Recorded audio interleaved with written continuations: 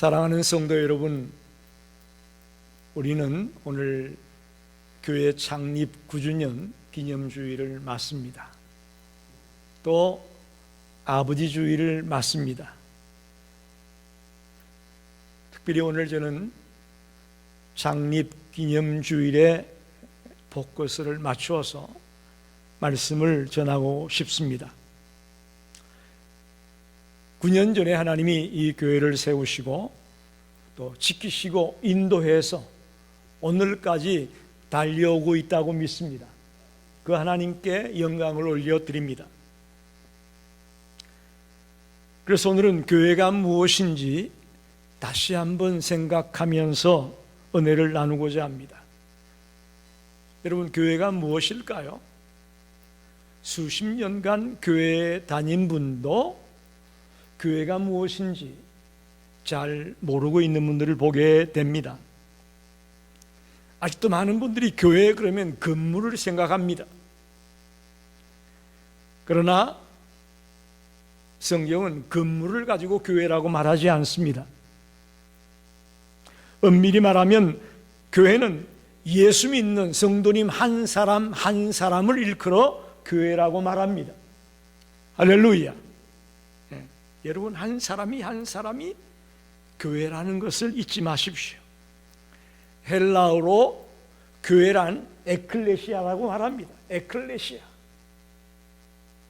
제약에서 밖으로 불러냄을 받은 자, 그런 뜻이에요. 에클레시아라는 말은 제약에 있던 자들을 밖으로 불러낸 자. 쉽게 말하면 교회란 예수 그리스도를 믿는 신자들의 공동체다, 그런 말입니다.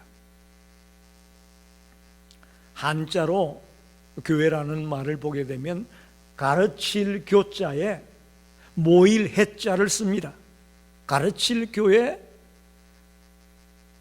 모일 해자. 예수님의 말씀을 가르치는 모임, 그게 교회입니다. 문자적으로 보자면. 그러니까 우리가 생각해 왔던 교회와는 성경에서 이야기하고 있는 교회가 다르다는 것을 아셔야 됩니다. 건물이 아니라 사람이다. 제약에 놓여 있었던 우리가 밖으로 불러냄을 받아 예수 안에서 하나님의 자녀가 된 이 신앙 공동체가 교회라는 것을 분명히 기억하십시오. 그리고 또 하나 중요한 것은 마태복음 16장 15절로 18절을 보게 되면 교회의 태동을 잘 말씀하고 있습니다. 이르시되 너희는 나를 누구라 하느냐? 시몬 베드로가 대답하여 가로되 주는 그리스도시요 살아계신 하나님의 아들이시니이다. 예수께서 대답하여 이르시되 바요나 시몬아, 내가 복이 있도다. 이를 내게 알게 하는 이는 혈육이 아니요 하늘에 계신 내 아버지시니라. 또 내가 내게 이르노니 너는 베드로라. 내가 이 반석 위에 내 교회를 세우리니 음부의 권세가 이기지 못하리라. 할렐루야. 내 반석 위에 교회를 세우겠다. 이 마태복음 16장 15절 18절 말씀을 해석함에 있어서 우리 개신교와 프로테스탄트와 로마 캐톨릭은 약간의 차이가 있습니다. 로마 캐톨릭은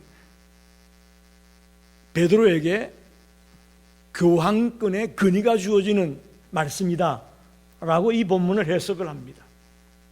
그러나 이 개신교는, 프로테스탄트는 베드로의 신앙 고백 위에 교회를 세우겠다는 말씀이다, 그렇게 해석을 합니다.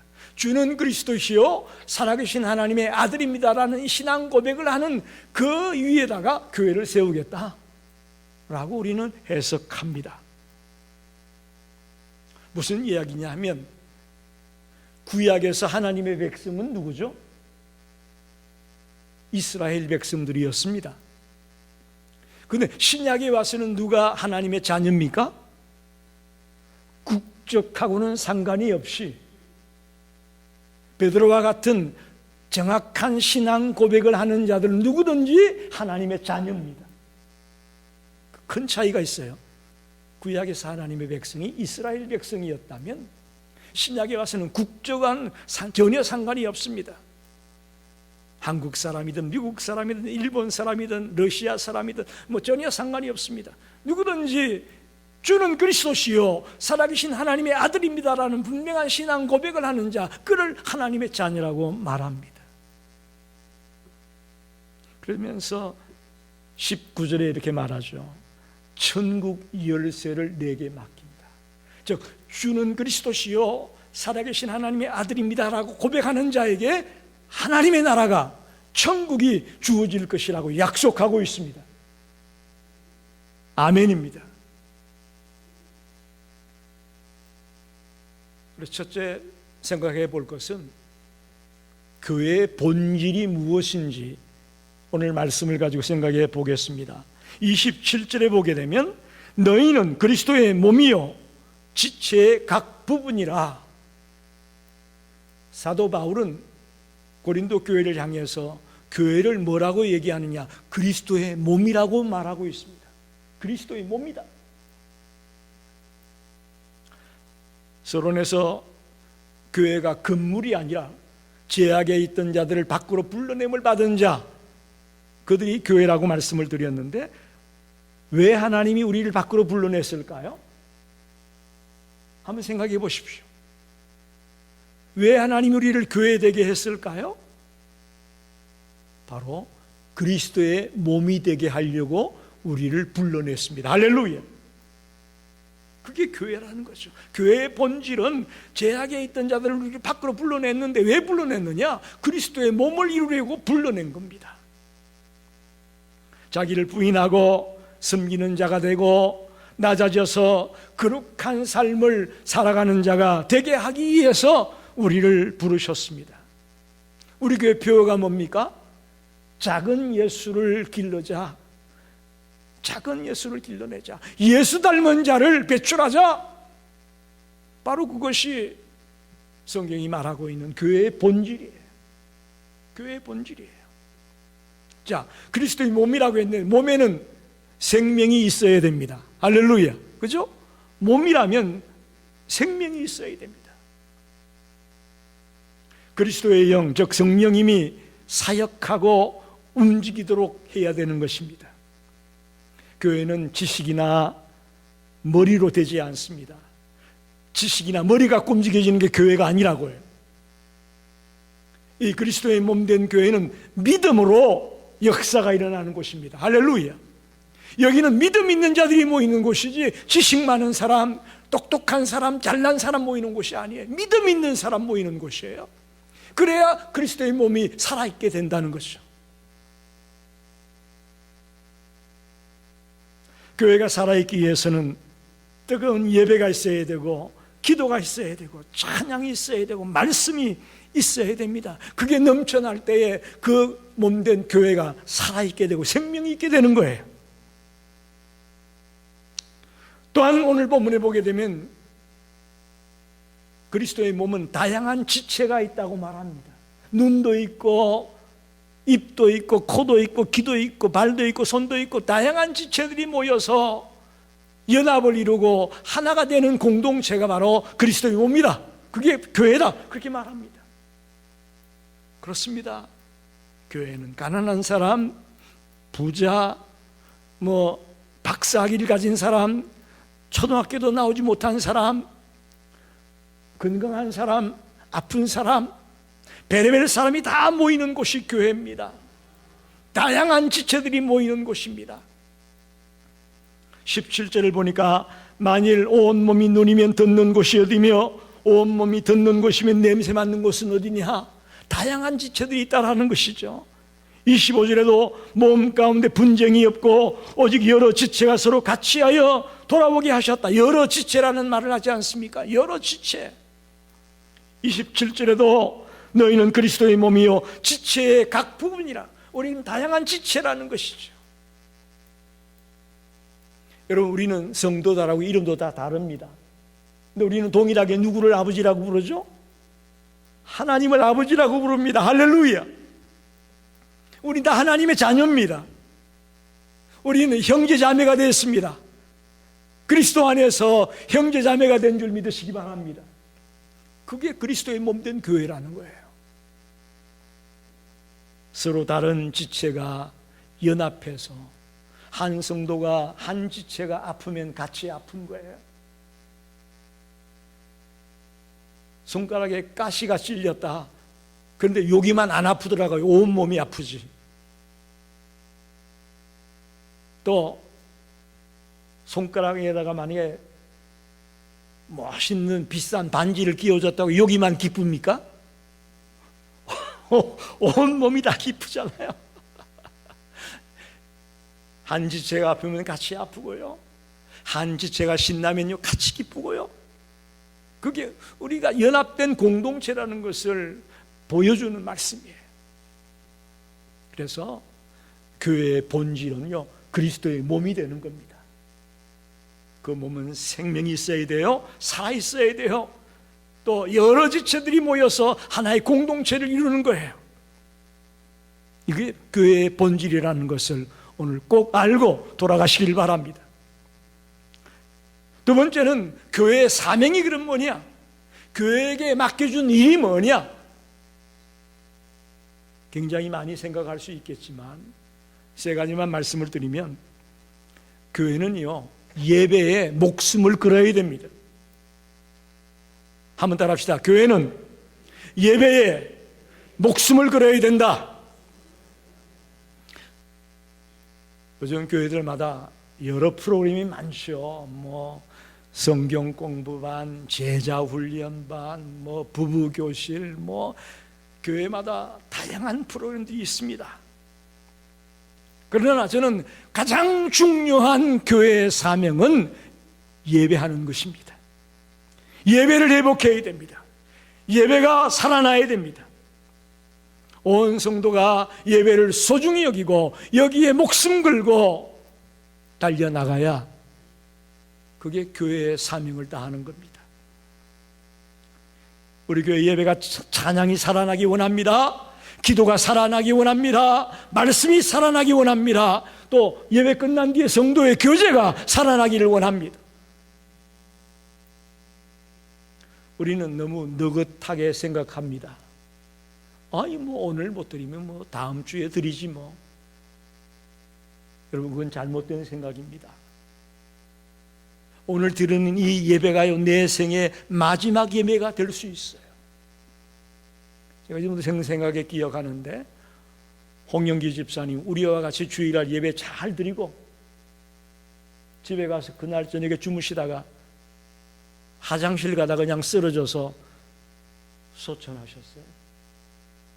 그날 예배가 마지막 예배였어요. 그날 예배 드리고 우리 친교하고 모셔다 드렸는데 그걸 보면서 정말 이 예배가 내 생의 마지막이라는 생각을 가지고 매주일마다 간절하게 사력을 다해 살아있는 예배를 드리겠다고 몸부림을 치는 우리 성도들이 되시기를 바랍니다. 그게 교회의 사명이에요.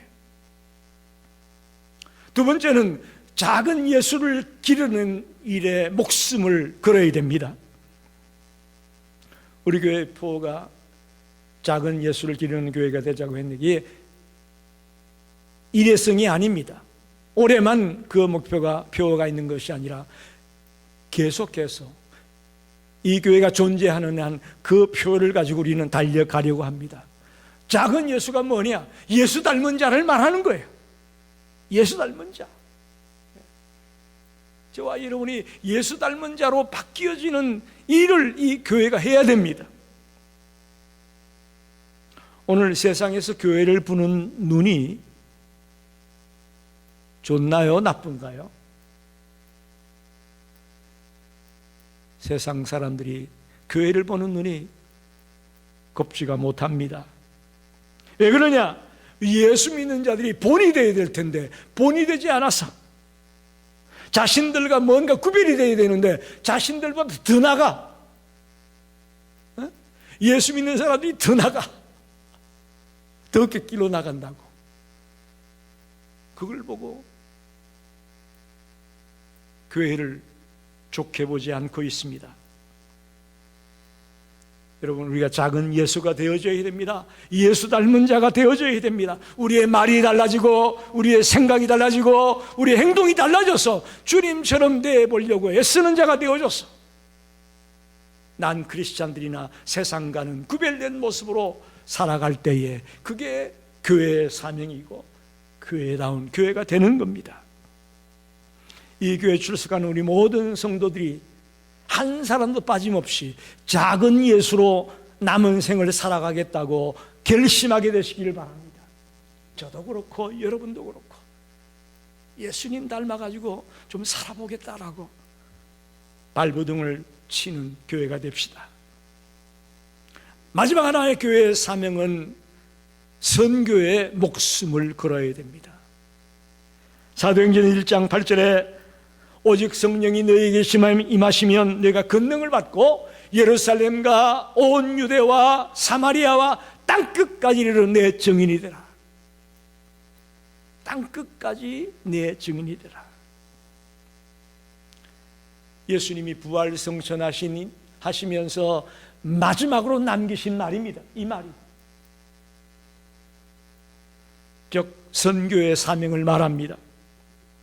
이 교회가 모든 역량을 선교에 포커스를 맞추고 달려갈 때에 이 교회가 사명을 다하는 교회가 되는 것입니다.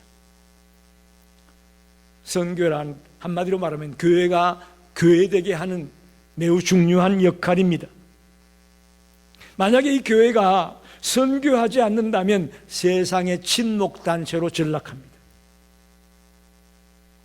우리끼리 모여서 찬송 좀 몇 곡 부르고 기도하다가 내려가서 밥 먹고 헤어지는 거 세상 친목단체와 별반 다를 게 없다는 거죠.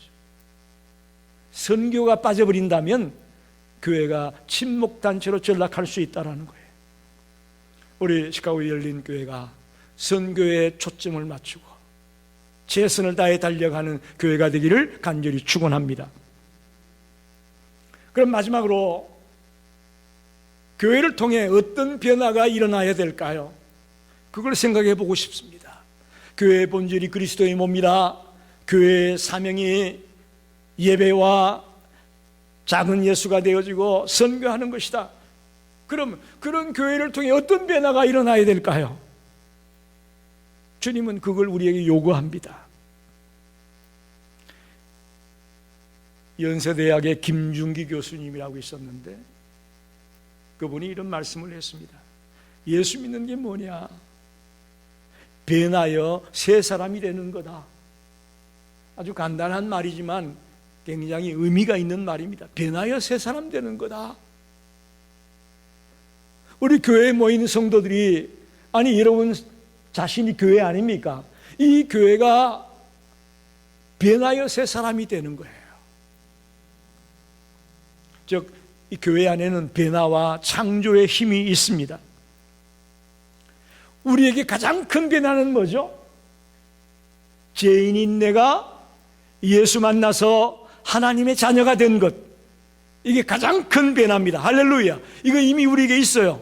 믿습니까?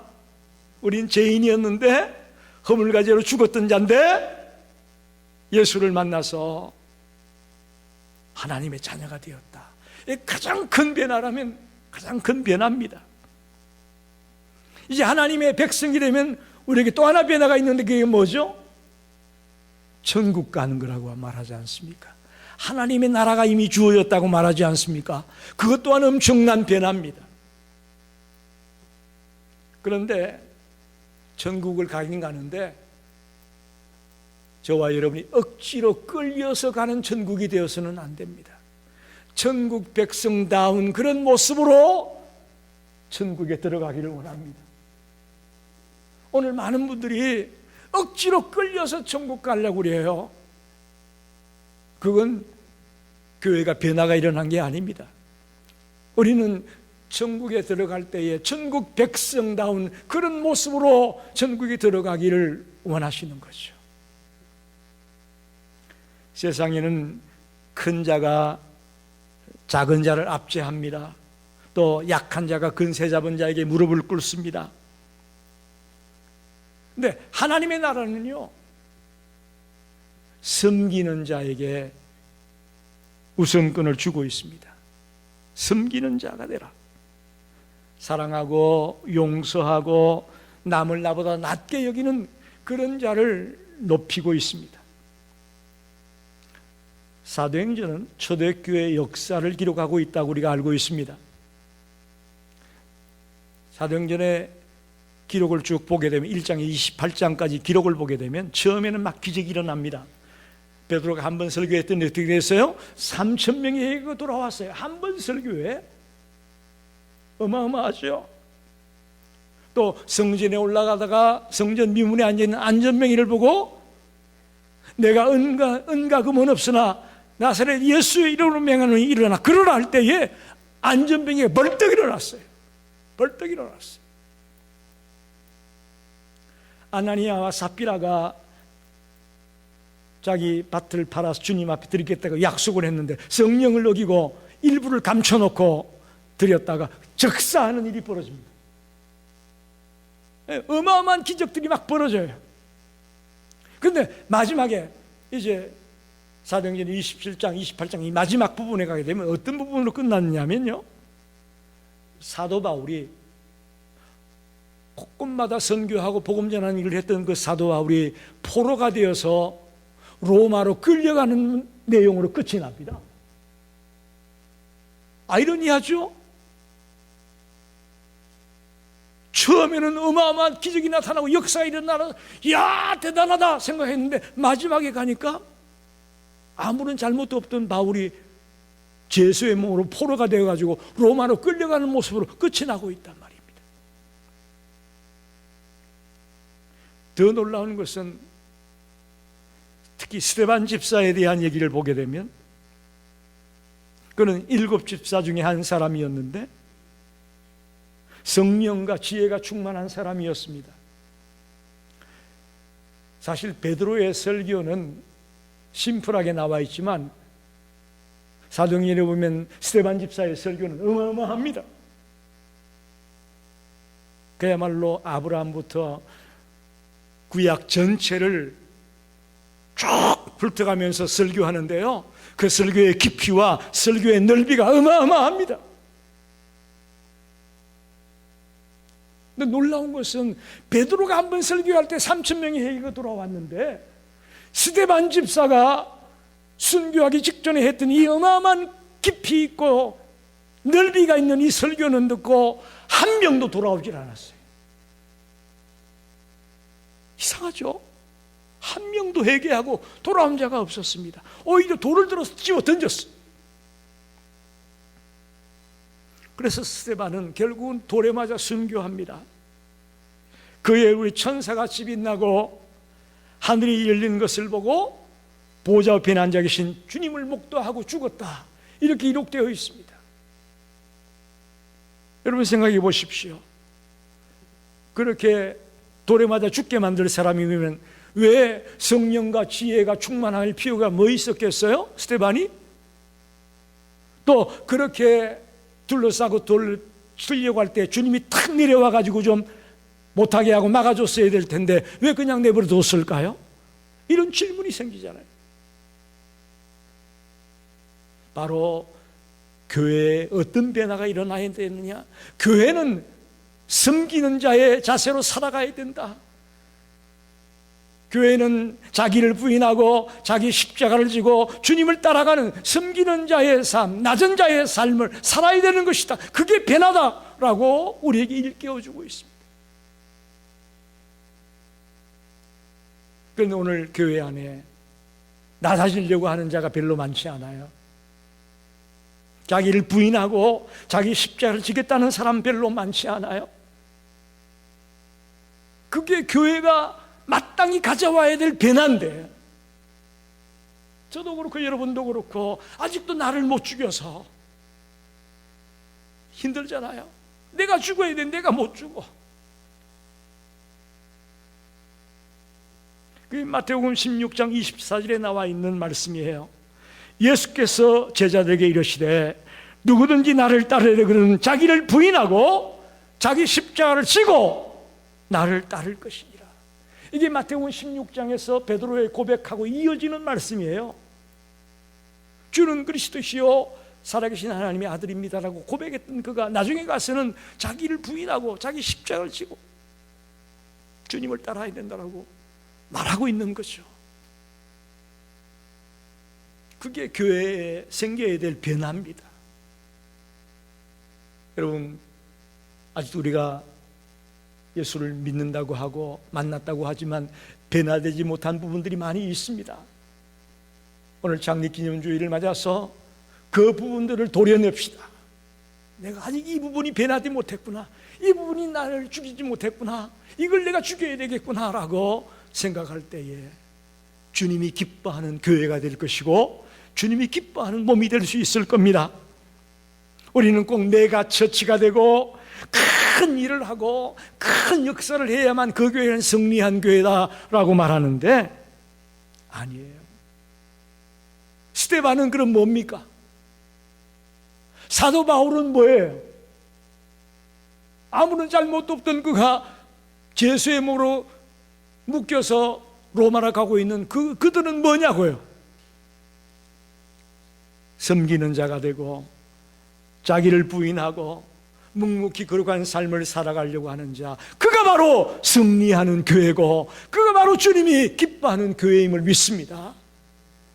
이 시카고 열린 교회도 얼마든지 주님이 기뻐하는 교회가 될 수 있고 주님의 마음에 드는 교회가 될 수 있다고 저는 믿습니다. 말씀을 정리합니다. 사랑하는 성도 여러분, 9년 전에 하나님이 이 교회를 세우셨을 때에 우리 모두 기도하며 마음을 하나 되게 해서 순종하며 시작을 했습니다. 근데 벌써 9년이 됐어요. 이제 또 새로운 10년을 향해서 우리가 달려가야 됩니다. 교회는 건물이 아니라 사람입니다. 또 교회는 그리스도에게 붙어있는 그리스도의 몸임을 기억합시다. 다양한 지체들이 모여서 연합을 이루게 된 신앙 공동체가 바로 교회입니다. 오늘 교회의 본질이 뭐냐, 교회의 사명이 뭐냐 말씀을 드렸습니다. 특별히 교회가 뭘 해야 되느냐? 예배에 목숨 걸자고요. 예배. 아예 뭐 한 주 예배 안 드렸다고 무슨 큰일 나겠어? 노!